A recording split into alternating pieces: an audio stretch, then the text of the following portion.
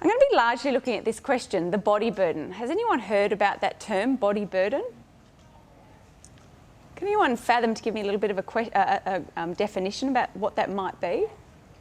Any ideas out there? Body burden. Might be.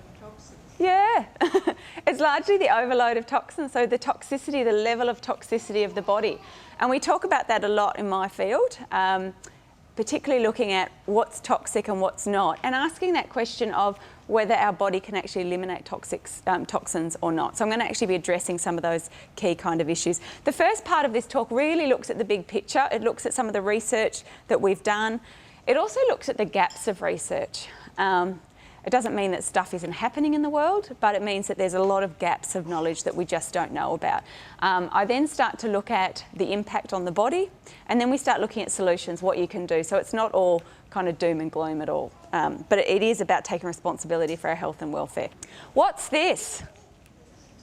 Who's seen the placenta? Their own placenta or others?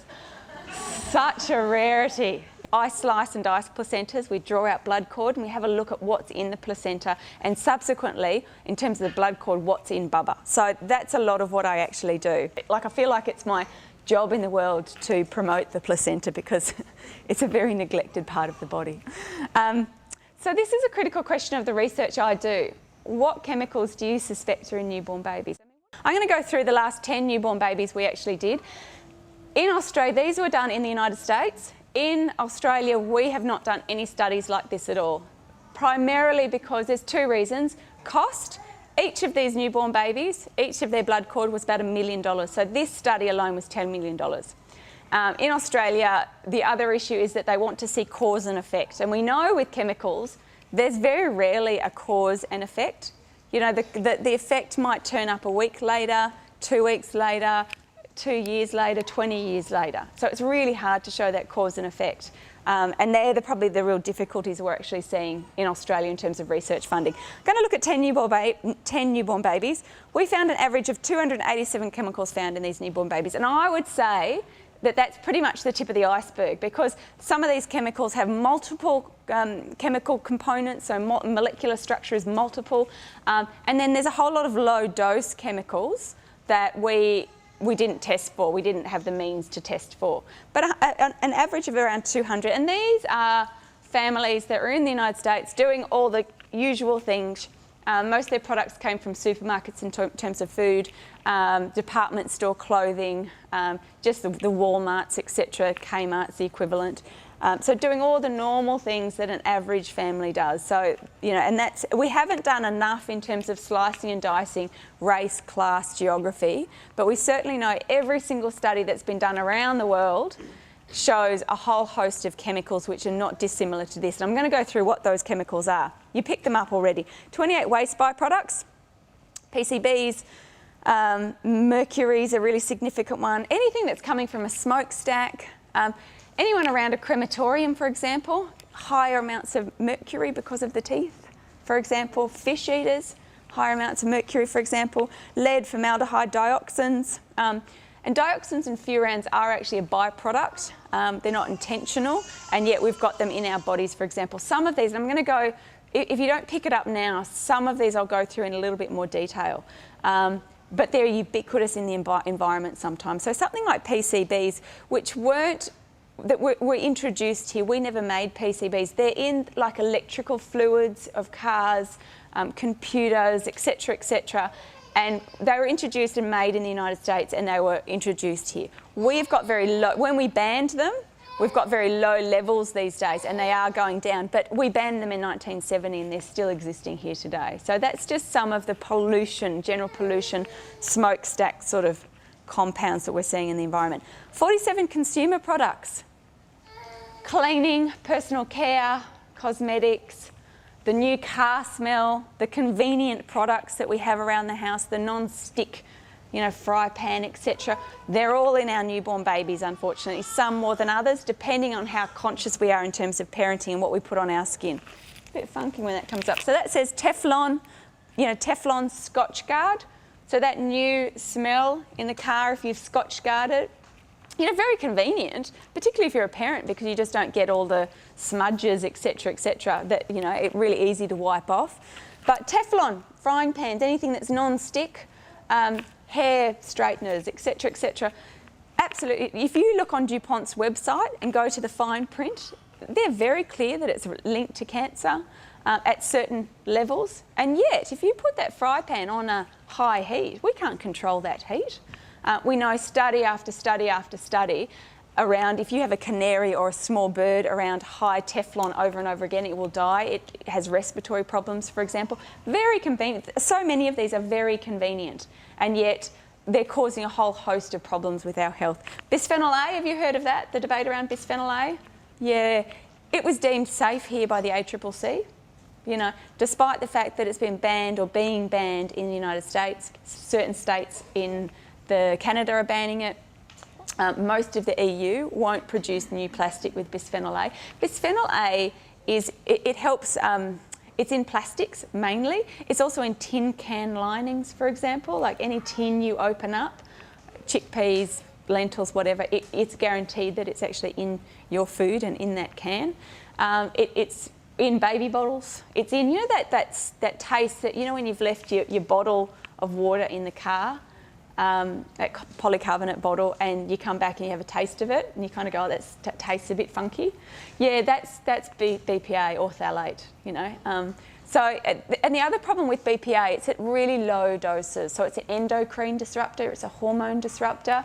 It's linked to the feminisation of boys, for example. And it really packs a punch to male hormones, male sex hormones in particular. So a lot of these chemicals, they're very low dose. So a lot of them will actually pass through your body very quickly, 6 hours, 15 hours, a couple of days.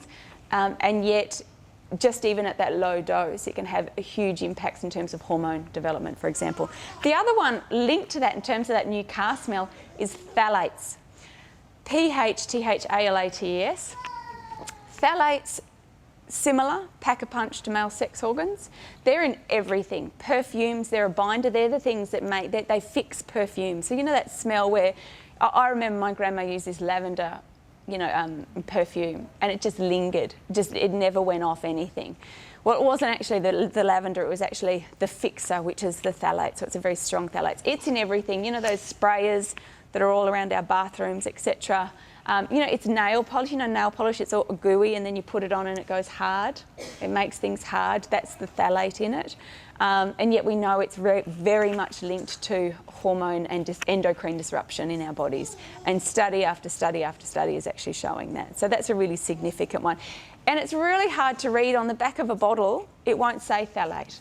You know, that's the tricky thing about it. It's actually linked to, or it's usually in fragrance. So anything that says fragrance on a product, assume it's synthetic, and assume that it's got a whole host of chemicals inside of that one product, for example, of fragrance. So in Australia, in terms of the laws around labelling, you can have fragrance, you can have perfume, and it's still synthetic. All of it's synthetic, and at least you know that. Unless it says 100% essential oil, then assume it's actually synthetic.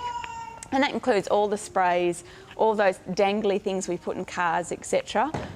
Terribly toxic for your body and toxic and harmful for your bubs, and go through mums and bubs to actually get into our fetuses and so forth. Vinyl. The other thing around in terms of labelling laws, probably most of you would know here, the labelling laws around organic are a bit dicey, particularly around personal care products. You can have a product that says PEG 50 almond glycerides and then have inverted commas derived from nature or derived from coconut or derived from almond. You know, look for products that just have almond. Really, there is no, I always say as a general rule of thumb, if you can't read the back of a bottle, and if you don't think you would eat that bottle, you know, into the contents, you know, just don't put it on you. Just don't put it on your body at all. We know that our biggest organ of our body is skin. It absorbs an incredible amount, so really think about what's actually going on your skin, your hair, etc. Because we're a little bit more discerning about what we put in our mouths these days around organics, etc. But we're still really slack around, you know, that favourite lip gloss, etc., etc. So just really think about that. The other things I wanted to point out were hyperallergenic. You know, there isn't, and the other one is dermatologically tested. There are no governing bodies that are these dermatologists, you know, independently looking at products. What it means is, put simply, one group or one manufacturing plant have like multiple, usually they have multiple products, it means they've just got slightly less of an ingredient that they've pulled out of it, for example. So we just assume that, someone's tested it, it's safer, sensitive, tested for sensitivity. It's not. There's no governing bodies around that at all. So, the same thing with organic and natural. We can put something that's organic in the bottle, even if it's 1 or 2%, and the rest of it's synthetic, for example. Same thing with natural. It might be derived from natural, but so is petroleum. I wouldn't be putting on my kids' bodies, for example, but it's derived from nature. And there's a couple of really dubious kind of laws around our labelling practices in Australia. So really find some products that are actually much better for your body. Flame retardants. Has anyone heard of flame retardants? Know where they come from? Cigarettes, yeah. What else? Pyjamas are really big on school. Well, school uniforms are really interesting. School uniforms have got both flame retardants and Teflon in them. Incredible. Anything that's starchy, flame retardants in particular in kids' pyjamas, any clothing that says reduced flammability or low fire danger has got a flame retardant in it. I would argue it's linked directly to endocrine disruption, so hormonal disruption, low dose.